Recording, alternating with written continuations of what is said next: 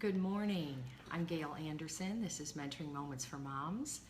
I have not been on for a few days. We've been a little bit seasonally imbalanced. We actually had a death in a family that is very close to us. Good morning. So glad you're here with us today. If you follow Lizzie Loves Health, Elizabeth Enzer, her father passed away last weekend. And most of you probably do not know that our families are very intricately involved. Their last name is Anderson with an O, ours is Anderson with an E, and when my son and Lizzie's sister met in 1999, our families have been very close. All the people involved, the families, it's just been a neat thing. But last weekend, a shocking thing happened. Her dad suffered a heart attack, and so we have really been going through a lot of emotions this week, trying to help them processing ourselves, because it was very, very sudden. We had no idea anything was wrong. And fortunately, my son and Lizzie's sister from California did get here within that 24-hour window before he passed, but after the heart attack. So they are all here, the kids are here, which is wonderful. They're all spending some wonderful family time, and I'm on grandma duty quite a bit, but I'm loving it. But it's just been a long week of processing. But anyway, we decided today that we would go ahead and talk about processing with kids the death of a loved one, because this is such a big thing, and when it happens, we just don't know how to approach it. And there's so many different ways you can, and you really have to consider the kid's age, how much you tell them, what you tell them, just so that they can process it in a healthy way. So I'm going to let my husband share a couple things on that. We'll kind of go back and forth, and thanks for joining us. Good morning, everybody. This was actually, it's kind of interesting. I actually wrote a blog post on this in May, and it came to my attention. I just remembered it, obviously under the circumstances this week, and reposted it yesterday. So you guys might want to just go to KirbyAnderson.com and to check that out. But those are just some of the things we just kind of wanted to talk about a little bit today, specifically because of the fact that we're now dealing with grandkids, young kids who are dealing with this sad experience. Right, and again, this is Lizzie Loves Health, Elizabeth Enzer's father, who passed away at a very young age of a heart attack last weekend. Kimberly, I'm sure you follow her. And the kids that are involved here, most of them are our grandkids. So they would be 11, 8, and 5, and 3. And so those are the ones we're talking about helping process through this. Yeah, I think Liam's 9, isn't he? He might be. Yeah, anyway. Yeah, so there's a bunch of them, but yeah, we share the family because Lizzie's sister is our daughter-in-law, and very close family, and so this has been a great experience for us, just to kind of reevaluate and to also feel a little bit of compassion for other families who go through this, and it's a somber kind of subject, but it's a real life one, and I think the most important thing is just to help kids understand that death is a part of life. And sometimes we do them a disservice in trying to shelter them from all of that because it's sad and those kind of things, and that's not right. It doesn't mean that we need to be morbid about it or obsess on it or anything else, but in fact, one of the things that I was thinking on is that as a child, I was very familiar with death, mainly because we grew up on a farm. And with animals and all of that, and it was kind of a weekly occurrence. You know, not only did you see farm animals die, but pets and just birds in nature and things like that. And on the other hand, I never experienced the death of anyone close to me until my sister's husband passed away at a young age, and that was just tragic. Yeah, and people live longer today, and it just seems I was acquainted with death of family members and things at a very early age, a lot more than what I wanted. But it's just one of those things that we have to have a great, healthy perspective of. And I think it gives life a great deal more meaning when we have a great perspective of the reality of death. And it just makes things seem that much more important. So I think the couple of points here in helping your kids, helping a child go through that experience is just to create that openness to communicate their feelings. Kids need to process, and death is a very emotional thing. Extremely. You can talk about it logically, but first of all, you've just got to let them be able to emote. And the tricky thing with kids is this is a tough concept. They're not even able to verbalize a lot of times what they're feeling. And so it's not just a one-time conversation that you have, or let them cry once, or tell them how they're supposed to feel. This has got to be something where you talk and you ask them what they're experiencing, and not just once, but on an ongoing basis. And just to let them cry. Because we may even see it come out in other ways in their behavior. Oh, yeah. Just the fact that they're dealing with that grief on the inside. Yeah. And talking through it and releasing those emotions by crying Yeah. or whatever is a healthy thing to do. Yeah. Otherwise, they're going to withdraw. They're going to misbehave. Just a lot of things. So, and that kind of leads to the next point, is that this is a process.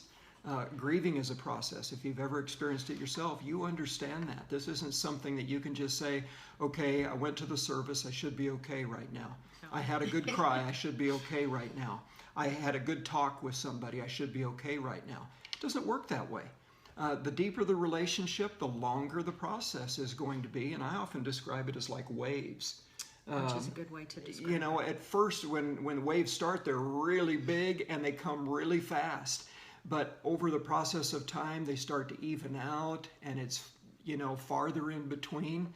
But I can honestly say my dad's been gone 41 years, and every so often, it just kind of catches me a little bit different, especially on an anniversary of his death or birthday or something like that. I think about it. So this is just a process. And the most important thing with the kids is just keep them close.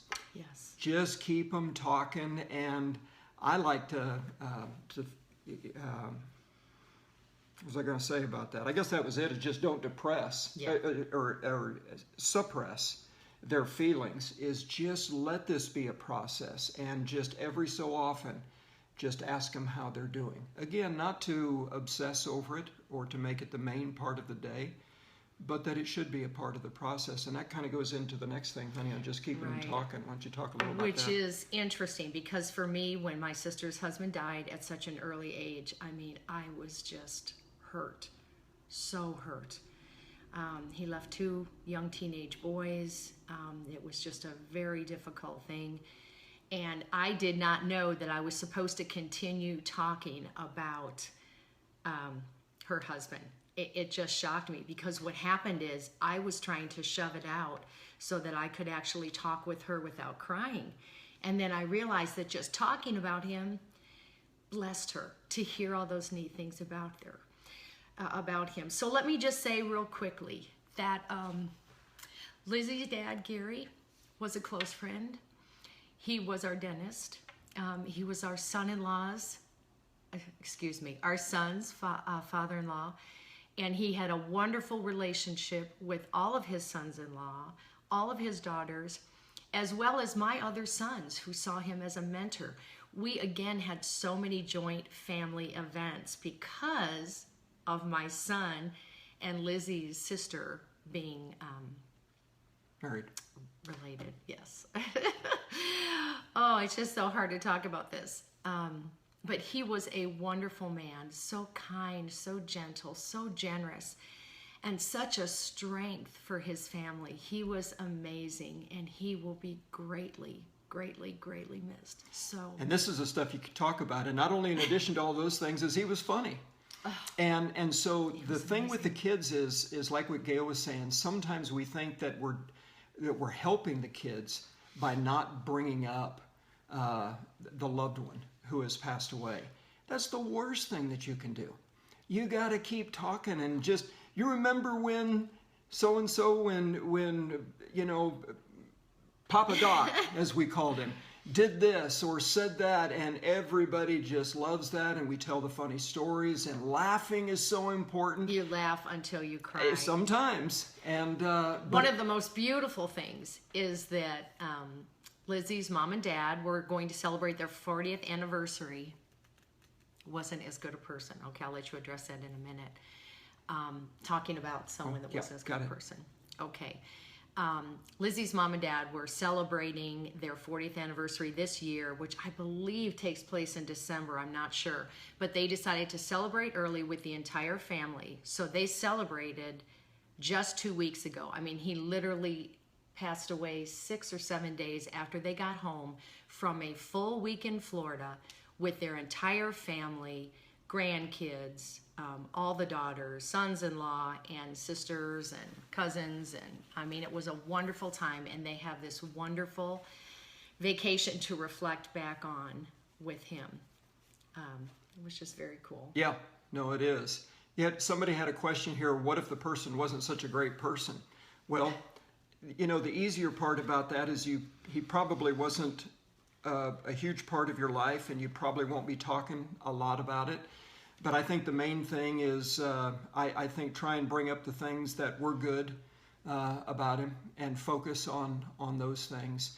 And if there wasn't much of a relationship, then again, the grieving process doesn't go a long time. I think the most important thing is to show as much honor as you can. Definitely. And I think we can always find positive in everybody. And that's what I think is good with our kids, is show them that example and to recognize the value of every single person and their life, that there is no person who is placed on this planet by accident. Amen. And they had a purpose, and some of us live our lives a little better than others, but we can show honor to that and value life for what it is. And I think the last thing that we'd just like to leave with you today is, obviously, you know that Gail and I are very devoted followers of Jesus, that you know, we've spent our whole life serving in the church as pastors. And so obviously our perspective is that death is not the end. This is the whole reason why we're Christians, is we understand we could be forgiven and we can have an eternity with God. And so that's our family's belief as well. And I think that for those of us who share that faith, that is a tremendous benefit in our families. And that we keep that. It's a great opportunity to remind our kids of that hope that we have, that this is not the end, that there is going to be a tremendous family reunion when we get together. And that also helps to ease that pain a little bit, and just to be able to be thankful to God for the promise and the gift that He's made available to us by our faith in Him. So he actually passed away on Sunday night. His first heart attack was on Saturday night. So my son and daughter-in-law and the kids all came in the middle of the night. They found a flight to get to Dallas and drive up here so they could be here by Sunday afternoon. Not knowing that he would probably have more heart attacks and die, but just to be here to support the family, to be able to see him. And they were very hopeful that he was going to be fine. A lot of tests were being done on Monday. And so it was nice that the family got to be here and see him. And I think that helps the kids knowing. I mean, they came here in an emergency situation knowing that Papa Doc was sick, that he was in the hospital. So at least that was a step for them. I think the older ones are enjoying being together with family and with the couple of cousins that they have. That is nice. So they haven't fully processed. That's something that'll probably take place after they get home. Yep. The 5-year-old, she seems to be doing fine, especially since she understands that Papa Doc went to heaven. And every time we were going over to their house, the 3-year-old would say, "No, he's not here. He's at the hospital. He's very sick." So he already had made that separation that we were going to Marmy's, his grandma's house, not to see his grandpa. And, you know, we're hoping we can help them process even after they go back to California. It's been just a week of a lot of tears and emotions, but we're all praying. And if you do know people that follow Lizzie, please let them know. Elizabeth is such a neat person, and this has been a very difficult thing for her as well as her whole family. So again, even for people of faith, life often doesn't go as we expect or hope. And but the main thing is we know that God's a good God and He's with us. and death is a part of life. And so our kids, you got to keep them close. And that's even more of the reason why to keep that strong relational equity building, so that during these major bumps in life, they keep coming back to you, that you can be a help to them. Keep them close, keep them talking, keep the memories going, and to celebrate the life of those who have been such a part of our lives and that we love so much. And it's a good experience for us. This is part of it. Nobody would choose it. Nobody wants to spend their time this way, but we all will and will again. And so it's important that we have these skills to be able to help our kids move through these, as well as each other as well. Well, thanks, Kirby, for being on with me today and helping me through this. I don't think I could have done the whole thing myself anyway. Thank you for sharing. Oh, no problem, Kimberly, no problem. Do want you to know that we blog at KirbyAnderson.com. So if you're interested in that blog or any of our others, please go to KirbyAnderson.com. Check that out. The link's in the profile. Also, all my scopes are saved on YouTube. So if you're interested in other subjects on marriage, parenting, being a mom, household management, health, simple living, just go to YouTube and search for Mentoring Moments for Moms.